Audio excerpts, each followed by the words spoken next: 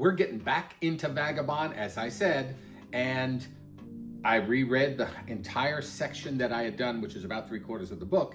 And now I want to kind of tell you what's been going through my heart and mind as I read this, because our friend Taco has so many similarities to our other friend Guts, because they both had it tough. Remember, neither one of them had a real dad. Taco has a real dad. He was just a rat, a bum. I had to take a look at that and excuse a lot of the behavior of this particular fellow, because he's had it rough. Let's face it. He's had a rough go of it. He wants to make something of himself. In fact, as I was rereading, I recognized that he's ultimately asking himself the question that everyone should ask, which is, why am I here? What's my purpose? Now, when we first learn of our friend Taco, he declares what he's here for. I'm going to be a great swordsman, and I'm going to be the best in the world, and blah, blah, blah. We've heard that story before. And frankly, that's a shallow story. It really is. That will get you nowhere. And he's going to encounter one person, and only one person, with the wisdom to help him see beyond that little tiny goal. And believe me when I say this, our friend Taco is a big enough personality to be someone with a bigger goal than I want to be the greatest swordsman in all of Japan. Just not good enough. Sorry, it's not. So we follow him on his journey from a defeat in battlefield, not a personal defeat for him, but the army he was with was just wiped out. He and his friend Manny, if you can call him a friend, they escape the slaughter. But it's not over for both of them.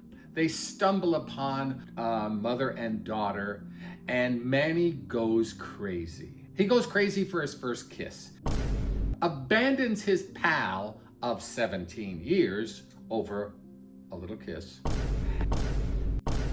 and throws his life away. If I never hear from Manny ever again, it'll be too soon. I'm just done with that guy. In fact, I'm done with his miserable mother, the rat granny. All she sees is, it's the old radio station, WIIFM. What's in it for me?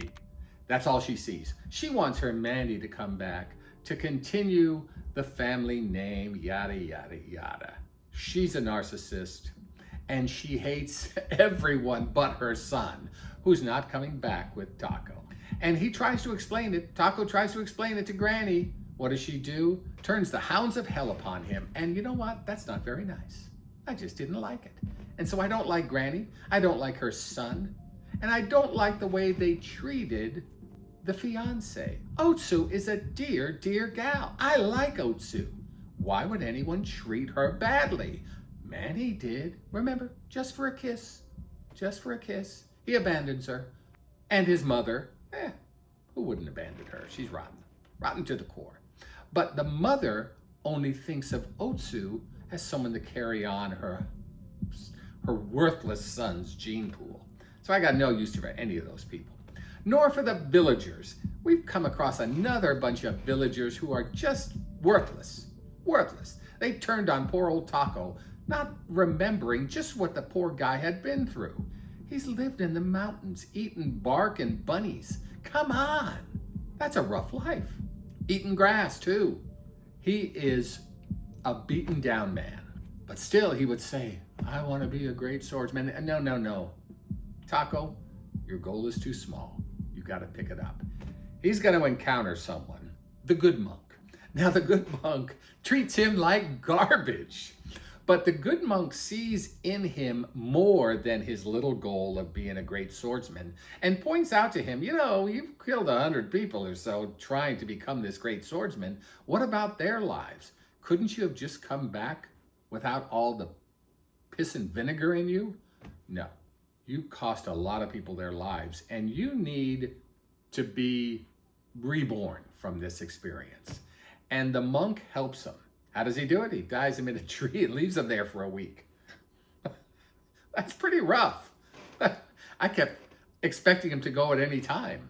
Now, Taco's a guy. Do I care about him like I did Casca falling off a cliff? Heck no. But that doesn't mean I don't like Taco, and I like him a lot. He's a gutsy guy. He's the only one so far in this story, besides the monk, who's worth his salt. So, we're there now.